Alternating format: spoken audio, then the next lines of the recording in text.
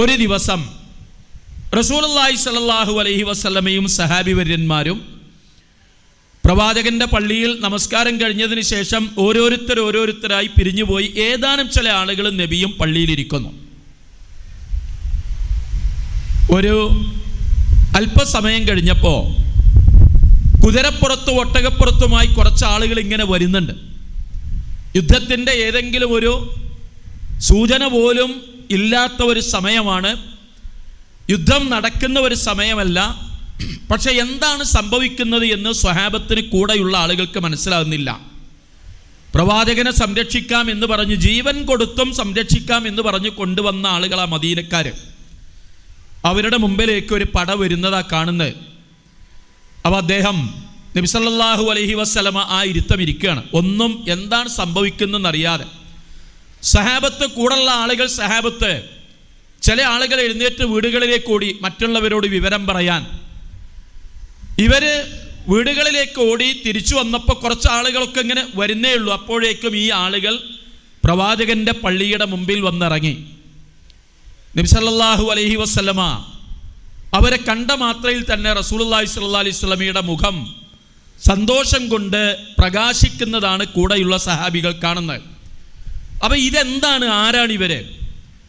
അപ്പോൾ അവർ ഒട്ടകപ്പുറത്തു നിന്നും കുതിരപ്പുറത്തു നിന്നും ഒക്കെ ഇറങ്ങി അവർ പ്രവാചകന്റെ അടുത്തേക്ക് വരുന്നു.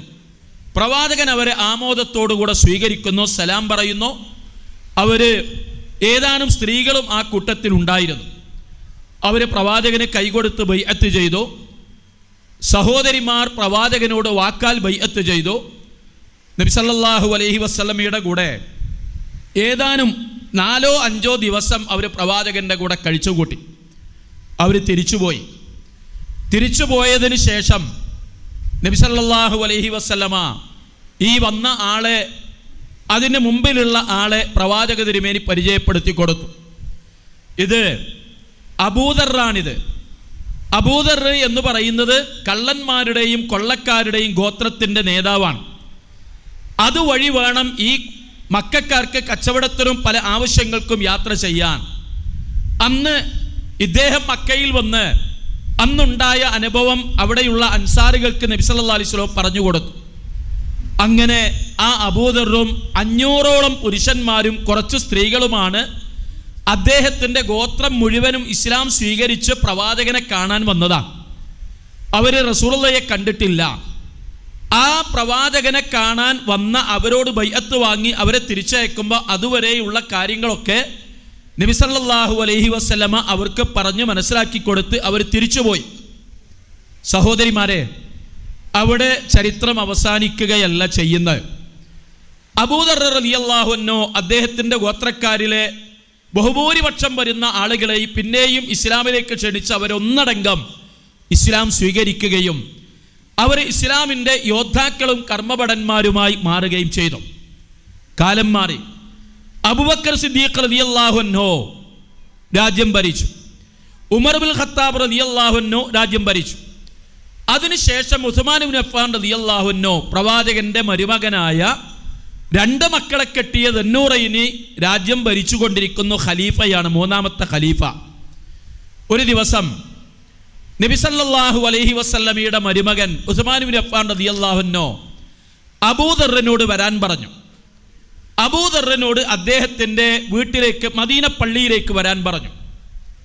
അദ്ദേഹം, അബൂദർ പ്രായമായല്ലോ, ആ ചെറുപ്പത്തിൻ്റെ തിളപ്പും ചോരയും ഒന്നും അദ്ദേഹത്തിൻ്റെ മനസ്സിൽ നിന്ന് പറ്റിയിട്ടില്ല. അദ്ദേഹം അബൂദറിനെ സ്വീകരിച്ചിരുത്തി ആദരവോടെ ബഹുമാനത്തോടെ അബൂദറിനോട് പറഞ്ഞു, അബൂദറെ, ആളുകൾ താങ്കളെക്കുറിച്ച് പരാതി പറയുന്നു. സഹോദരിമാരെ, ശരിക്ക് കേൾക്കേണ്ട ഒരു സംഗതിയാണിത്. ആളുകൾ താങ്കളെക്കുറിച്ച് പരാതി പറയുന്നു. അതുകൊണ്ട് താങ്കളുടെ ജീവിതം അപകടത്തിലാകുമോ എന്ന് ഞാൻ സംശയിക്കുന്നു. താങ്കൾ എന്ത് ചെയ്യണം? ദയവായി ഈ നാട്ടിൽ നിന്ന് താങ്കൾ വേറെ ഒരു സ്ഥലത്തേക്ക് മാറി താമസിച്ചാൽ അത് താങ്കൾക്ക് ഗുണകരമാവും. പലരും താങ്കൾക്ക് നേരെ അമർഷത്തിൻ്റെ, ദേഷ്യത്തിൻ്റെ, പ്രയാസത്തിൻ്റെ, ബുദ്ധിമുട്ടിൻ്റെ ഒക്കെ പ്രശ്നങ്ങൾ ഉയർത്തിക്കൊണ്ട് വരുന്നുണ്ട്. എൻ്റെ അടുത്ത ആളുകൾ വരുന്നുണ്ട്.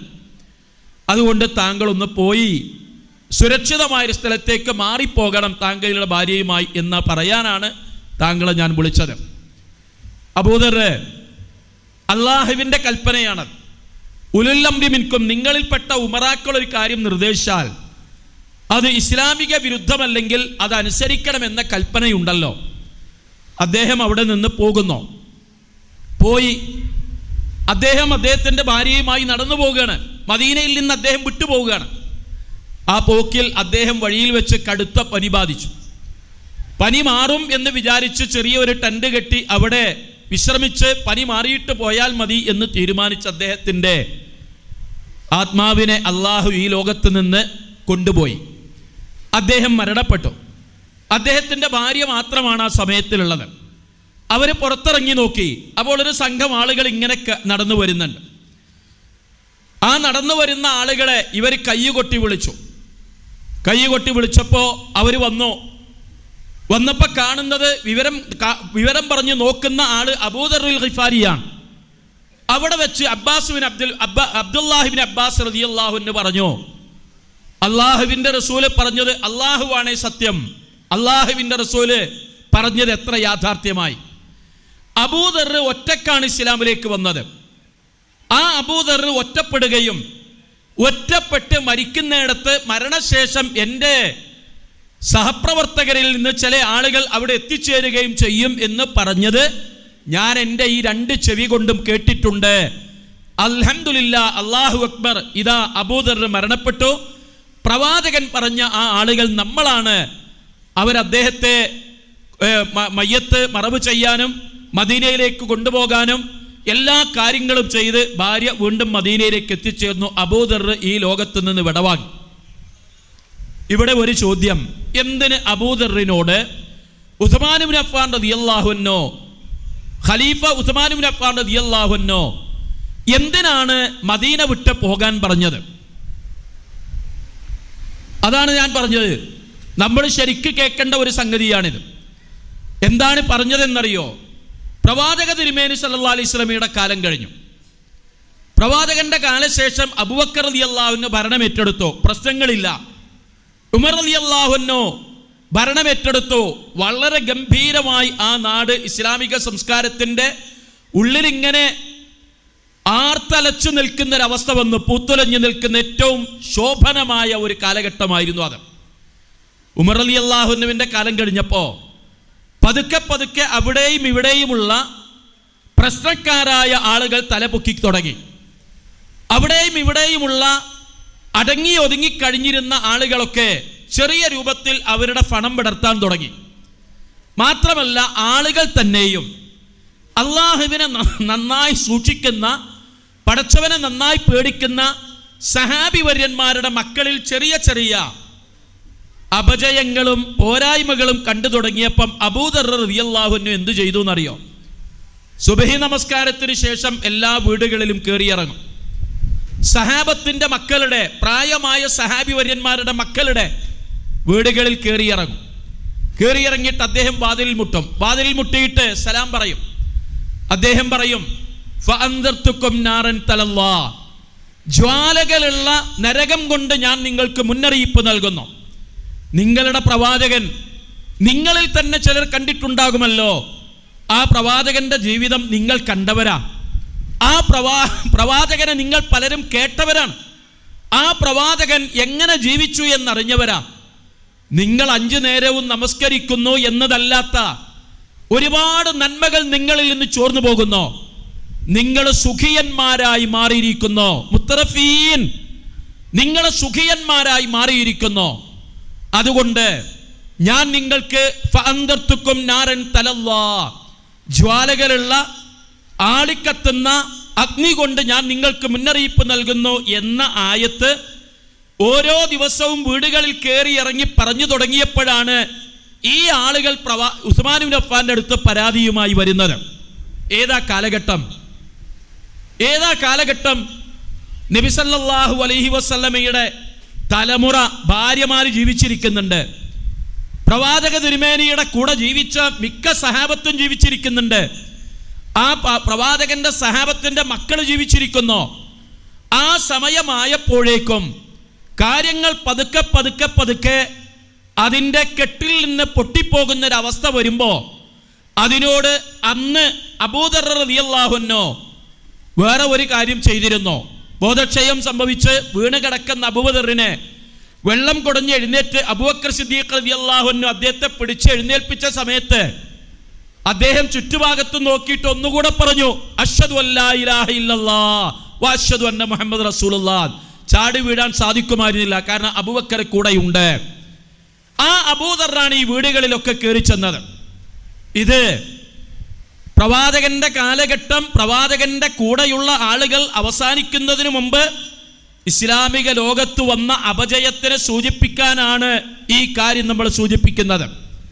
ഇനി ഇതിൻ്റെ ഒരു രണ്ടാമത്തെ ഒരു ഭാഗം നമ്മൾ അറിയേണ്ടതുണ്ട്. നബി സല്ലല്ലാഹു അലൈഹി വസല്ലമ പറഞ്ഞു, നിങ്ങൾക്കൊരു കാലം വരുന്നു, ആ കാലത്തുണ്ടാകുന്നൊരവസ്ഥ വൃദ്ധന്മാരും വൃദ്ധകളുമായ ആളുകൾ അവര് തങ്ങളുടെ മക്കളെ വിളിക്കും, മക്കൾ എന്ന പേരമക്കളെ വിളിക്കും, അടുത്ത് വിളിക്കും. എന്നിട്ട് അവരോട് പറയും, മക്കളെ, ഞങ്ങളൊക്കെ ജീവിച്ചിരുന്ന കാലത്ത് ഞങ്ങൾ കേട്ടിരുന്ന രണ്ട് വാക്കുകളുണ്ട്. ഞങ്ങൾ കേട്ടിരുന്ന രണ്ട് വാക്കുകൾ, പ്രായമായ വെല്ലിമ്മയും വെല്ലിപ്പയും ഈ പേരമക്കളെ വിളിച്ചു പറയുന്ന വാക്ക് റസൂലുള്ളാഹ് വരാനിരിക്കുന്ന സമയത്തെക്കുറിച്ച് പറഞ്ഞതാ. അന്ന് ഞങ്ങൾ കേട്ട വാക്ക് ലാ ഇലാഹ ഇല്ലല്ലാഹ് മുഹമ്മദ് റസൂലുള്ളാഹ്. ഒരു ഹദീത്തിൽ വന്നത് ലാ ഇലാഹ ഇല്ലല്ലാഹ് എന്ന് മാത്ര, ലാ ഇലാഹ ഇല്ലല്ലാഹ് എന്ന് ഞങ്ങൾ കേട്ടിരുന്നു. അപ്പൊ സ്വഹാബത്ത് ചോദിച്ചു, റസൂലുള്ളാഹ് അവർ നമസ്കരിക്കുകയും നോൽബ് നോൽക്കുകയും ചെയ്യുമോ? പ്രവാചക തിരുമേനി പറഞ്ഞു, ഇല്ല, അവർക്ക് നമസ്കാരം അറിയില്ല, നോമ്പറിയില്ല, ഇസ്ലാമിലെ മറ്റു നിയമങ്ങളൊന്നും അവർക്കറിയില്ല. അവർ കേട്ട വാക്കിൽ ലാ ഇലാഹ ഇല്ലല്ലാഹ് മാത്ര, അതവർ പറഞ്ഞു ജീവിക്കുകയാണ്. അവർ റസൂലുള്ളാഹി സ്വല്ലല്ലാഹി അലൈഹി വസല്ലമയോട് സഹാബത്ത് വീണ്ടും ചോദിച്ചു, റസൂലുള്ളാഹ് അവർ സ്വർഗത്തിൽ പ്രവേശിക്കുമോ? റസൂലുള്ളാഹ് പറഞ്ഞു, അവർ സ്വർഗത്തിൽ പ്രവേശിക്കും.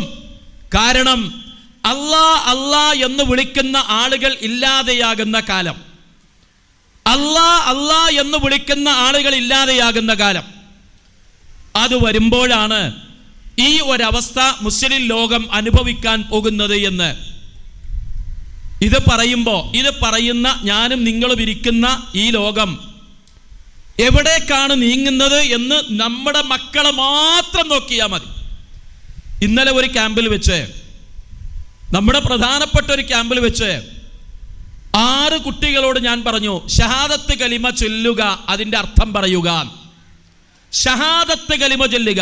10ാം ക്ലാസ് വരെ മദ്രസയിൽ പഠിച്ച +2 പഠിക്കുന്ന വിദ്യാർത്ഥികളോട് ഷഹാദത്ത് കലിമ ചൊല്ലാൻ പറഞ്ഞു.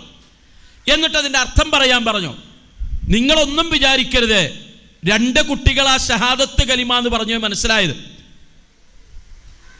4 കുട്ടികളും അത് പറഞ്ഞില്ല. പറഞ്ഞ 2 കുട്ടികൾക്കും അതിൻ്റെ അർത്ഥം കൃത്യമായി പറയാൻ സാധിച്ചില്ല. ഞാൻ നിങ്ങളുടെ വീട്ടിൽ പോയി +2 കോളേജിൽ പഠിക്കുന്ന കുട്ടിനെ മുന്നിൽ ഇരുത്തി ചോദിക്കൂ, ഷഹാദത്ത് കലിമ ചെല്ലു മകളെ, മോനെ എന്ന് നിങ്ങളൊന്ന് ചൊല്ലിക്കേ. ഞാൻ നിങ്ങളെ വെല്ലുവിളിക്കുന്നു, കുറ്റമറ്റ രൂപത്തിൽ ഇത് പറയാൻ കഴിയുന്ന മക്കൾ എവിടെയാണത്? നമ്മൾ ചെറിയ കാര്യമല്ല ഈ ആലോചിക്കേണ്ടത്, വലിയ കാര്യമാണ് ഈ ആലോചിക്കേണ്ടത്. ഒരു തലമുറ മുഴുവൻ അള്ളാനെ കുറിച്ച് ബോധമില്ലാതെ ജീവിക്കാൻ തുടങ്ങാണ്, അള്ളാനെ ബോധമില്ലാതെ ജീവിക്കുകയാണ്. അവരെ നമ്മൾ ആരും നിയന്ത്രിക്കുന്നില്ല. നമ്മൾ എപ്പോഴും പറയും, ഞാനും നിങ്ങളും പറയും, എന്താ അപ്പോ പ്രായമായ 10, 18, 19, 20 വയസ്സായ പോത്തുകളോട് എന്താ ഈ പറയണത്? അടയ്ക്കാണെങ്കിൽ മടിയിൽ വെക്ക, കവുങ്ങാണെങ്കിൽ എന്താ ചെയ്യുക? ഈ അടക്കല്ല നബിമാര് വന്ന്, അടക്കനെ നന്നാക്കാനല്ല നബിമാര് വന്ന്. കുട്ടിയേക്കായിട്ട് ഒരു നബിനെ അള്ളാഹ് പറഞ്ഞു വെച്ചിട്ടില്ല, പോത്തുകളെ നന്നാക്കാനാണ് നബിമാര് വന്നത്. വലിയ മുതിർന്ന മനുഷ്യന്മാർക്കാണ് നബിമാര് വന്നത്. അവർക്കാണ് ഇസ്ലാമിക നിയമങ്ങൾ ഉള്ളത്. ആ നിയമങ്ങൾ പാലിക്കാതെ നമ്മുടെ മക്കൾ നമ്മുടെ വീടുകളിൽ വളരുന്നു. പ്രവാചകന്റെ കാലത്ത് അബൂദറിനെ കുറിച്ച് പരാതി പറയുന്നത് ആരാ നോക്കണം? നിസ്കരിക്കുന്ന 5 നേരം ജമാഅത്തായി നിസ്കരിക്കുന്ന ആ ആളുകളോട് അബൂദർ പറയാ, 5 നേരം നിങ്ങൾ നിസ്കരിക്കുന്നു എന്നതല്ലാത്ത പല നന്മകളും നിങ്ങളിൽ നിന്ന് ഇല്ലാതെയായി കഴിയുകയും നിങ്ങൾ സുഖിയന്മാരായി മാറുകയും ചെയ്യുന്നു എന്നാണ് അദ്ദേഹം പറഞ്ഞത്. നിങ്ങൾ സുഖിയന്മാരായി മാറുന്നു. അത് ഇന്നത്തെ കാലത്തേക്ക് നമ്മളൊന്ന് ചേർത്ത് വെച്ച് നോക്കോ. നമ്മുടെ മക്കൾ എവിടെയാണ്? നമ്മുടെ മക്കൾ എവിടെ? നിങ്ങൾ ഈ സദസ്സിലേക്ക് നോക്കൂ. ഇതുപോലെ ആയിരക്കണക്കിന് സദസ്സുകൾ ഇപ്പൊ നടന്നുകൊണ്ടിരിക്കുന്നുണ്ട് കേരളത്തില്, പലതരം ക്യാമ്പുകളായിട്ട്. നമ്മുടേത് മാത്രം ആ സദസ്സുകളിൽ 15 വയസ്സിന്റെ മേലെ 25 വയസ്സിന്റെ താഴെയുള്ള എത്ര കുട്ടികൾ ആ സദസ്സിലുണ്ടെന്ന് നിങ്ങൾ നോക്കോ. അവർ നിങ്ങൾക്ക് പോരാനുള്ള ടോർച്ച് ഒരുക്കി തരും, മൊബൈൽ മറന്നാൽ അത് എടുത്തുകൊണ്ട് തരും, സമ്മേളന സ്ഥലത്തേക്ക് അവരെ സാധനം എത്തിച്ചു തരും, എന്നിട്ട് ആ വണ്ടിമേലോലി തിരിച്ചു പോകും. രണ്ടാമത്തെ കാര്യം, ഞാനിതൊരു തവണ പറഞ്ഞതാ, നിങ്ങൾ പെണ്ണുങ്ങൾ മനസ്സിലാക്കാനാണ് ഞാനിത് പറയുന്നത്. ഇന്നലെ മിനിഞ്ഞാന്ന് വെള്ളിയാഴ്ചയാണ്, ജൂൺ മാസമാണ്, വെക്കേഷൻ ടൈമാണ്. എല്ലാ സ്ഥലങ്ങളിലും നിങ്ങൾ നോക്കൂ. ഇന്ന് വരെ നിങ്ങൾ കേട്ടിട്ടുണ്ടോ ഊട്ടിയിൽ പ്രവേശിപ്പിക്കരുത്, ആളുകൾ വരരുത് എന്ന് പറഞ്ഞൊരു കാലം? ഊട്ടിയിലേക്ക് ആളുകൾ വരരുത്. എന്താ കാരണം? ആ നാട്ടിൽ വെള്ളമില്ലാതെയാവാണ് ടൂറിസ്റ്റുകളെ കൊണ്ട്. ആ നാട്ടിലുള്ള ആളുകൾക്ക് അവരുടെ മോപ്പഡ്, അവരുടെ വാഹനം, അവരുടെ ഇരുചക്ര സൈക്കിള് പുറത്തേക്ക് ഇറക്കാൻ കഴിയുന്നില്ല. യാത്രക്കാരുടെ തള്ളുകൊണ്ട് ഏത് സമയത്തും ബ്ലോക്ക്, വെള്ളം കിട്ടാനില്ല. അതിനു മാത്രം യാത്രക്കാര്. ഈ യാത്രക്കാരിൽ 75% മുസ്ലിങ്ങളാ. അവിടെ ആ പോകുന്ന കൂട്ടത്തിൽ ഒരു കോളേജിൽ പഠിക്കുന്ന കുട്ടിയെയും ഒരു ഉപ്പയും ഒഴിവാക്കിയിട്ടില്ല. അവരാണതിന് മുന്നിൽ നിൽക്കുന്നത്, അവരാണതിന് നേതൃത്വം കൊടുക്കുന്നത്. ആ കുട്ടികളെ, നമ്മുടെ വീട്ടിൽ നിന്ന് പുറത്തിറങ്ങുന്ന ആ കുട്ടികൾ, ആ മക്കൾ നാളെ ഈ ഇതുപോലെയുള്ള സ്ഥാപനങ്ങളും ഈ സംഘവും, അള്ളാഹുവിന് വേണ്ടി മാത്രം പ്രവർത്തിക്കുന്ന ഒരു സംഘവും, അതിന് നേതൃത്വം കൊടുക്കേണ്ട മക്കൾ എവിടെയാണ്? ഉമ്മമാരെ എവിടെയാണ്? അവർക്ക് നമ്മൾ എന്താ കൊടുത്തത്? അവരോട് നമ്മൾ എന്താണ് പറയുന്നത്? ഇതാ പരീക്ഷ കഴിഞ്ഞു, SSLC കഴിഞ്ഞു, +2ന്റെ റിസൾട്ട് വന്നോ, അടുത്ത റിസൾട്ട് വരാനിരിക്കുന്നു, +2ന്റെ CBSEന്റെ ഇത് വരുന്നോ, ഇതൊക്കെ വരാനിരിക്കുന്നു. ഈ വരുന്നതിന് ശേഷം നമ്മുടെ മനസ്സിലുള്ളത് എന്താ?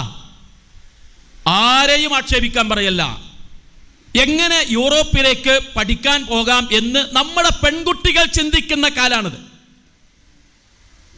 ഒരു 40 വർഷം മുമ്പുള്ള ആലോചന നിങ്ങൾ നോക്കൂ. SSLC പാസ്സായി, കഷ്ടിച്ച് പാസ്സായ ഒരാൾക്ക് ആകെയുള്ളൊരു ആലോചന, ആ കുടുംബത്തിലുള്ള ഒരു ആലോചന, പ്രീ ഡിഗ്രിക്ക് അഡ്മിഷൻ കിട്ടുമോ എന്നുള്ളത് മാത്രമാണ്. നമ്മൾ അവിടെ നിന്ന് ഒരുപാട് വളർന്നു. ആ വളർത്തിയതിന് ഈ പ്രസ്ഥാനത്തിനോട് മുസ്ലിം സമൂഹം പറഞ്ഞാൽ തീരാത്ത കടപ്പാടുണ്ട് ഈ പ്രസ്ഥാനത്തിനോട്. അത് വളർന്നു. ഓരോ വീടുകളിൽ നടക്കുന്നത് UK എങ്ങനെ പോകാം, യൂറോപ്യൻ രാജ്യങ്ങളിലേക്ക് എങ്ങനെ പോകാം, ഉച്ചവരെ പഠനവും ഉച്ചയ്ക്ക് ശേഷവും തൊഴിലുമുള്ള ഒരു രാജ്യത്തേക്ക് എങ്ങനെ പോകാം. അവിടെ ആരും ചിന്തിക്കാത്ത ഒരു കാര്യം, അവിടെ അവർ നമസ്കരിക്കുന്നുണ്ടോ, അവിടെ അള്ളാഹുവിനെ പേടിച്ച് ജീവിക്കുന്ന ചങ്ങാതിമാരുണ്ടോ, അതൊക്കെ അവർ നോക്കട്ടെ. നമ്മൾ അവർക്ക് ജീവിക്കാൻ ആവശ്യമായതൊക്കെ ചെയ്തു കൊടുക്കാം. നിങ്ങൾ നോക്കൂ, നമ്മൾ ഈ മക്കൾക്ക് വേണ്ടി പാടുപെട്ട് അവസാനം ആ മക്കള് ഏറ്റവും നല്ല നിലവാരത്തിൽ ജീവിക്കുന്നത് നമ്മുടെ സ്വപ്നാണ്. അത് കണ്ട് കൺകുളിർമയോടെ കണ്ണടച്ചാൽ മതി എന്ന് വിചാരിക്കുന്ന നമ്മുടെ കാലം, നമ്മുടെ സന്മനസ്. ആ മക്കള് നാളെ അള്ളാഹുവിൻ്റെ സ്വർഗത്തിൽ നമ്മൾ വിചാരിക്കുന്ന, നമ്മളൊക്കെ ആഗ്രഹിക്കുന്ന ആ സ്വർഗത്തിൽ നമ്മുടെ കൂടെ ഉണ്ടാകുമോ? അല്ല, അവർക്ക് ഷഹാദത്ത് കലിമയുടെ അർത്ഥം അറിയുമോ? ഇന്നലെ ഒരു ക്യാമ്പിൽ ഇതൊക്കെ നിങ്ങൾ അറിയണം.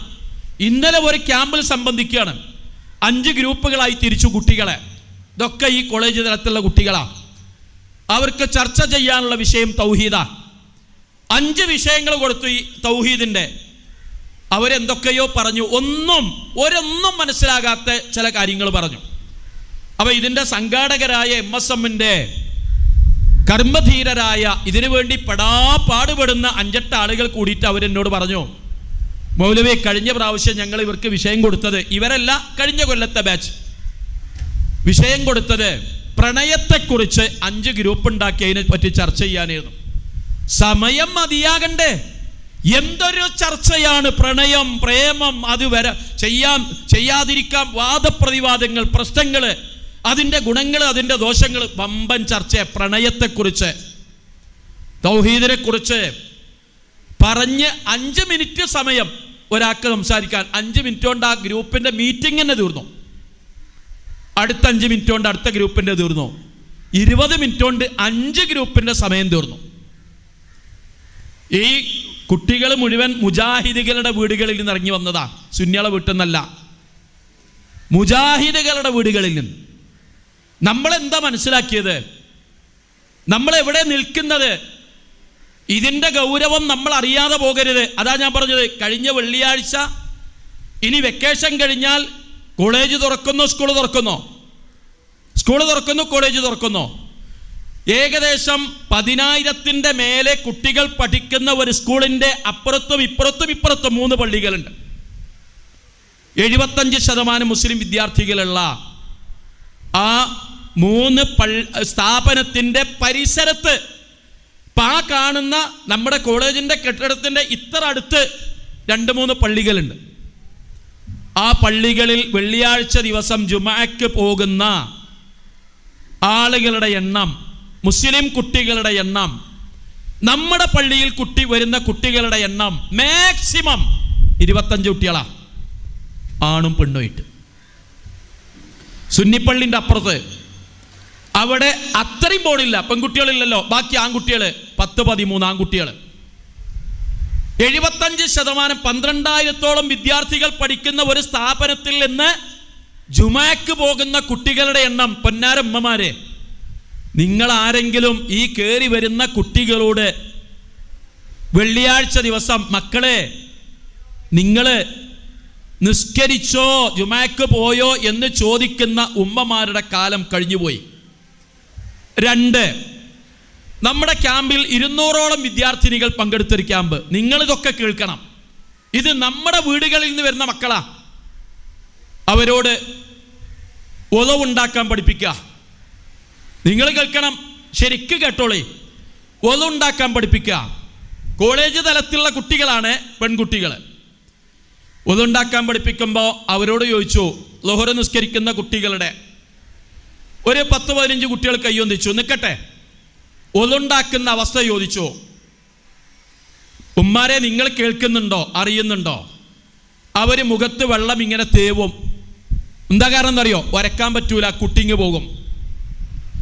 2, കൈ കഴുകണ്ടേ, കഴുകൂല, വെള്ളം കൊണ്ട് കൈ ഇങ്ങനെ തുടക്കും കുപ്പായത്തിൻ്റെ മേലെ, കാരണം ഇവിടുന്ന് വലിച്ചേറ്റാൻ പറ്റൂല ഈ സാധനം. നിങ്ങൾ പറയണ ആള് നുണ പറയാന്ന് വിചാരിക്കണ്ട. നിങ്ങൾ ഇങ്ങനെ പോണ കുട്ടീനോടൊന്ന് ചോദിച്ചു നോക്കി, നിങ്ങളെ വീട്ടിൽ നിന്ന് ഇറങ്ങണ കുട്ടീനോട്, മോളെ എങ്ങനെ ചോതുണ്ടാക്കുക, എങ്ങനെ ഇട്ടാൽ? അത് ഞങ്ങളിങ്ങനെ ഇതുമ്മ തടവും, ഇങ്ങനെ തൊട്ട് തലവിടും. സത്യം, ക്ലാസ് എടുത്ത് ആള് എന്താ ഈ കേൾക്കണെന്നാ നോക്കണത്. 10-12 കൊല്ലം വരെ മദ്രസ പഠിച്ച കുട്ടികളാ. 12ാം ക്ലാസ്സിൽ മദ്രസ പഠിച്ച കുട്ടികളുണ്ടെങ്കിൽ പൊന്നാരന്മാരെ നിസ്കരിക്കണില്ല. നിങ്ങൾ വെള്ളിയാഴ്ച ഒരു ദിവസം പെണ്ണുങ്ങളാണല്ലോ, ജുമാ കട്ട് ചെയ്തുകൊണ്ടൊന്ന് പോയി നോക്കി സ്കൂളിൽ, നിങ്ങളെ കുട്ടികളെ അവസ്ഥ കാണാം. കോളേജിൽ പോയി നോക്കി, വരാന്തിയിൽ ഒന്ന് പോകണ്ട, പുറത്ത് നോക്കിയാൽ മതി. ഓലെ അങ്ങോട്ടും ഇങ്ങോട്ടും മടിയിൽ തലച്ചുത്തിരിക്കണത് കാണാം സുഖമായിട്ട്. ഓല് ബൈക്കിൻ്റെ വേക്കൽ ഓളെ കൊണ്ടുവന്ന് ഇറക്കി കുറച്ച് മുറ്റത്തിൻ്റെ കുറച്ച് അപ്പുറത്തിറക്കി ഓല് പോകും. അത് കണ്ടാലും നമ്മൾ കണ്ടിട്ടില്ല, കേട്ടിട്ടില്ല, അറിഞ്ഞിട്ടില്ല. കാരണം അടക്കല്ലല്ലോ. അടക്ക നമ്മൾ ഒരുപാട് നന്നാക്കിയതാണ് ഈ വലുതായി കവുങ്ങായത്. പക്ഷെ പിന്നെ കവുങ്ങായപ്പോൾ നമുക്ക് നോക്കാനാവൂല. കവുങ്ങിനല്ലേ നോക്കണ്ട്, അടക്ക കിട്ടാൻ കവുങ്ങിനല്ലേ നോക്കണ്ട്. ആലോചിച്ച് നോക്കൂ നിങ്ങൾ. അപ്പൊ നബി സല്ലല്ലാഹു അലൈഹി വസല്ലം പറഞ്ഞ കാലം ഇങ്ങനെ വരികയാണ്. വന്ന് തുടങ്ങിയതല്ല, വന്ന് ആയിക്കഴിഞ്ഞോ. അത് നമ്മളിലേക്ക് പടരാൻ തുടങ്ങുന്നു. ഈ സമൂഹത്തിന് വെളിച്ചം കാണിക്കുന്ന തൗഹീദിന്റെ ദീപശിഖ മുന്നിൽ പിടിച്ച് നടക്കുന്ന ഒരു സംഘത്തിന്റെ വീട്ടിൽ നിന്ന് വരുന്ന മക്കൾ ഇപ്രകാരമാണെങ്കിൽ ബാക്കിയുള്ളവരുടെ അവസ്ഥ നിങ്ങളൊന്ന് മനസ്സിലൊന്ന് കണക്കൂട്ടി വെക്കി. ഇതൊരു ചില്ലറ കാര്യമല്ല, ഇതൊരു നിസ്സാരമായ കാര്യമല്ല. നമ്മൾ പറയല്ലേ, പടച്ചോനെ ഈ ആൾക്കാർ ഇനിയിപ്പോൾ മൂന്നാമതും വന്നാൽ എന്താ കാട്ടുക? ഒന്നും കാട്ടണ്ട. അള്ളാഹു അവൻ്റെ പണിയെടുക്കും. അള്ളാഹു അവൻ്റെ പണിയെടുക്കും. ഒരു സൈന്യമില്ലാതെ, ഒരു സായുധ സംഘങ്ങളില്ലാതെ, ഒരു ഗറില്ലാ സംഘമില്ലാതെ നൂഹ് നബി അലൈഹി ഇസ്ലാമിൻ്റെ ശത്രുക്കളെ അള്ളാഹു മുക്കിക്കൊന്നു. സ്വാലിഹ് നബി അലൈഹി ഇസ്ലാമിൻ്റെ ശത്രുക്കളെ അള്ളാഹു 7 ദിവസവും ഒരാഴ്ച മുഴുവനും നീണ്ടു നിൽക്കുന്ന കാറ്റുകൊണ്ട് അടിച്ചു നിലത്ത് കിടത്തി. അള്ളാഹു തആല കഅന്നഹും അജാസു നഖലിൻ ഖാവിയ, വീണ് കിടക്കുന്ന ഈത്തപ്പന തടി പോലെ കിടക്കുന്നു മനുഷ്യന്മാര്. അവിടെ ഒരു സൈന്യമില്ലായിരുന്നു കാവലിക്കാൻ, എതിരിടാൻ. പക്ഷെ അള്ളാഹ് കാറ്റിനെ അയച്ചു. ഇബ്രാഹിം നബി അലൈഹി സ്വലാമിനെ തീയിലിട്ട ആളുകളുടെ വീടുകളിലേക്ക് കൊതുക കയറിച്ചെന്ന് കൊതുക് കുത്തി 100 ആളുകൾ മരിച്ചു വീണു. ഒരു സൈന്യം ഇബ്രാഹിം നബിന്റെ കൂടെ ഇല്ലായിരുന്നു, ഒറ്റ ആളായിരുന്നു. അവസാന സമയമായപ്പോഴാണ് അദ്ദേഹത്തിന്റെ കൂടെ കുറച്ച് അനുയായികൾ ഉണ്ടായത്. അള്ളാഹു നേരിട്ടോ. മൂസാ നബി അലൈഹി സ്വലാം കടലിന്റെ വക്കത്ത് ചെന്ന് നിന്ന് ചോദിക്കുക, എന്താ ചെയ്യേണ്ടത്? ബേക്കൽ ഫിറൗൻ വരുന്നുണ്ട്, മുമ്പിൽ കടല, എന്തു ചെയ്യും? അപ്പോഴാണ് അള്ളാഹു പറഞ്ഞത്, ഫദ്രിബ് ബിഅസാക്കൽ ബഹറ, അടിച്ചോ, 2 പിളർന്നോ. അള്ളാഹ് സംരക്ഷിച്ചു. അള്ളാഹു നമ്മളെ സംരക്ഷിക്കും. പക്ഷേ അള്ളാഹുവിൻ്റെ കൂടെ നമ്മൾ ഉണ്ടാകണം. ഇൻ തൻസുറുല്ലാഹ യൻസുറുക്കും. നിങ്ങൾ അള്ളാഹുവിനെ സഹായിച്ചാൽ അള്ളാഹു നിങ്ങളെ സഹായിക്കും. നമ്മുടെ വീടുകളിൽ നിന്ന് ദീൻ പടിയിറങ്ങിപ്പോകുന്നു. നമ്മൾക്കിപ്പോ വെള്ളിയാഴ്ച ദിവസം നിങ്ങൾ മുജാഹിദുകളുടെ പാരമ്പര്യമായി 10, 20, 25 വർഷമോ മുജാഹിദുകളുള്ള പള്ളികളിലൊന്ന് പോയി നോക്കൂ. എവിടെയാണ് ആ പള്ളിയിൽ പെണ്ണുങ്ങളുള്ളത്? 20, 25 പെണ്ണുങ്ങൾ ഉണ്ടാവും. ബാക്കി പെണ്ണുങ്ങൾ എവിടെയാണ്? നമ്മൾ സുഖിയന്മാരായി.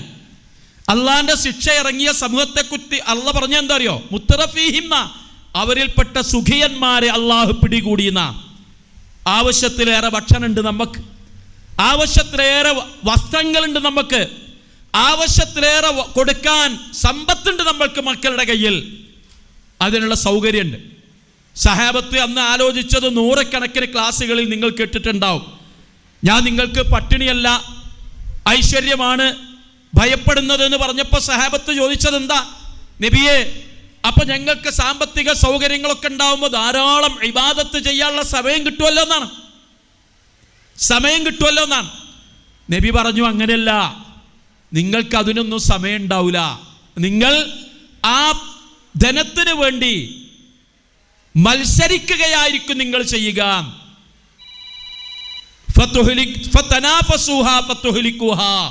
നിങ്ങൾ അതിനു വേണ്ടി മത്സരിക്കുകയും അങ്ങനെ നിങ്ങളെ അത് നശിപ്പിക്കുകയും ചെയ്യും. നമ്മൾ സ്വന്തം ആലോചിച്ച് നോക്കി. നമുക്ക് സൗകര്യങ്ങളായി നമ്മുടെ വീടുകളിൽ നിന്ന് തഖ്വ പതുക്കെ മാറി വരുന്നു. നമ്മുടെ വീടുകളിൽ നിന്ന് ഞാൻ പലപ്പോഴും പറയാറുണ്ട്, ഞാൻ അവസാനിപ്പിക്കുകയാണ്, സമയമായി. ഗേറ്റിങ്ങിൽ ഇങ്ങനെ നിന്നിട്ട് ഇസ്ലാം ദീൻ പറയാ, നമ്മൾ ഗേറ്റിൻ്റെ ഉള്ളിൽ നിർത്തിയിരിക്കണം ഇസ്ലാം ദീനിനെ. എന്നിട്ട് നമ്മൾ പറയാ അവിടെ നിന്നോ, പോകാനായിട്ടില്ല. അപ്പോൾ 1-2 കൊല്ലം അവിടെ നിൽക്കുമ്പോൾ ഇസ്ലാം ദീൻ ചോദിക്കുക, അല്ല ഞാൻ പോട്ടെ, എന്തിനാ അവിടെ എന്നെ നിർത്തിക്കണത്? അപ്പോൾ വീട്ടിൻ്റെ ഉള്ളിൽ നിന്ന് അമ്മ പറയാ, മുണ്ടാതെക്കാൻ പറയും, പോകാനാവുമ്പാട് പറയാ. ഗേറ്റ് തുറന്നു കൊടുത്തില്ല. പിന്നെയും 1-2 കൊല്ലം കഴിഞ്ഞു. ഇവിടെ ഒരാളനക്കുമില്ല. ഇസ്ലാമുമായിട്ട് ഗേറ്റിങ്ങിൽ നിൽക്കണ ഈ ഇസ്ലാമിനായിട്ട് ഒരു ബന്ധം ഈ കുടുംബത്തിനില്ല. അപ്പോൾ ഇസ്ലാം ദീൻ ചോദിച്ചു, എന്തിനാണ് എന്നെ ഇങ്ങനെ നിർത്തിയത്? അപ്പോൾ ചെറിയ മകള് വിളിച്ചു പറയാ, ഉമ്മച്ചിയെ, ഇസ്ലാം ചോദിക്കുന്നുണ്ട്, എന്തിനാ ഇങ്ങനെ എന്നെ വെയിലത്ത് നിർത്തി ഇന്നെന്ന് പറഞ്ഞേച്ചൂടെ? അപ്പോൾ ഉമ്മ ഉള്ളിന്ന് മറുപടി പറയാ, തുറന്നു കൊടുത്താൽ ആ ഗേറ്റ്, പണ്ടാരെന്നാണ് പൊയ്ക്കോട്ടെ. എന്തൊരു സ്വൈരക്കേടാത്. നമ്മളെ ഗേറ്റിങ്ങിൽ നിൽക്കുക ഇസ്ലാം ദീന്. ഇസ്ലാം ഉള്ളിക്ക് കയറിയാൽ നമുക്കൊരുപാട് സ്വൈരക്കേട്. കല്യാണത്തിന് സ്വൈരക്കേട്, നിസ്കാരത്തിൻ്റെ സ്വൈരക്കേട്, ഇസ്ലാം ദീനിൻ്റെ സ്വൈരക്കേട്. ആ സ്വൈരക്കേടൊക്കെ കൊണ്ട് ജീവിക്കാൻ ആവൂല മക്കളെ, ആവൂല. ഈ പോണ മാതിരിയൊക്കെ ഇങ്ങനെ പോയാൽ മതി. എന്തും നമുക്ക് കാണിക്കാം, ഏതോനെ നിസ്കരിച്ചാൽ മതി എന്ന് വന്നാൽ അള്ളാന്റെ സഹായം ഉണ്ടാവുമെന്ന് നമ്മൾ വിചാരിക്കണ്ട. അതാണ് അല്ലാഹു തആല പറഞ്ഞത്. അള്ളാഹുവിൻ്റെ ദീനിനെ കൈയൊഴിക്കുന്ന, അള്ളാഹുവിൻ്റെ നിയമങ്ങളെ കൈയൊഴിക്കുന്ന ഒരു ജനതയെയും ലാ യുബാലിഹിമുല്ലാഹു ബാലാ, അള്ളാഹു അവരെ പരിഗണിക്കൂല. അള്ളാഹു അവഗണിച്ച ഒരു ജനതന്റെ ദുർഗതി എന്താണെന്ന് പറയാൻ കഴിയില്ല. അതാണ് നമ്മൾ ഭയപ്പെടേണ്ടത്. ഇവിടെ മാറി ഭരണം മാറിയോ, ഓല് വന്നോ, അങ്ങനെയൊക്കെ വരും. നമ്മളിങ്ങനെ ടി വിയിൽ കാണലല്ലുള്ളൂ ലക്ഷക്കണക്കിന് ആളുകൾ ഇങ്ങനെ പലായനം ചെയ്യണത്. അവനാൻ്റെ പെരയിന് മുറ്റത്തേക്കൊന്ന് കരണ്ട് പോയാൽ മതി, 2 ദിവസം മുറ്റത്തിറങ്ങി ചുട്ടുപഴുത്ത മനുഷ്യന്മാർ മുറ്റത്തിറങ്ങി പായ വിരിച്ചാണ്ട് മേലക്കോക്കി കിടക്കണത്. അതും കൂടി സഹിക്കാൻ കഴിയാത്ത നമ്മൾ ഈ ലക്ഷക്കണക്കിന് ആളുകൾ പലായനം ചെയ്യുന്നതും നോമ്പ് തുറക്കുന്ന കുഞ്ഞുങ്ങളുടെ മുകളിലേക്ക് ബോംബ് വന്ന് വീഴുന്നതും കാണുകയാണ്. ഇങ്ങോട്ട് നമ്മളിങ്ങനെ ഇരുന്നിട്ട് പടച്ചോനേ എന്ന് ആശങ്കപ്പെടുകയാണ്. ഇതൊന്നും എവിടെയും എങ്ങനെയും എപ്പോഴാണെന്നൊന്നും നമുക്ക് പറയാൻ പറ്റൂല.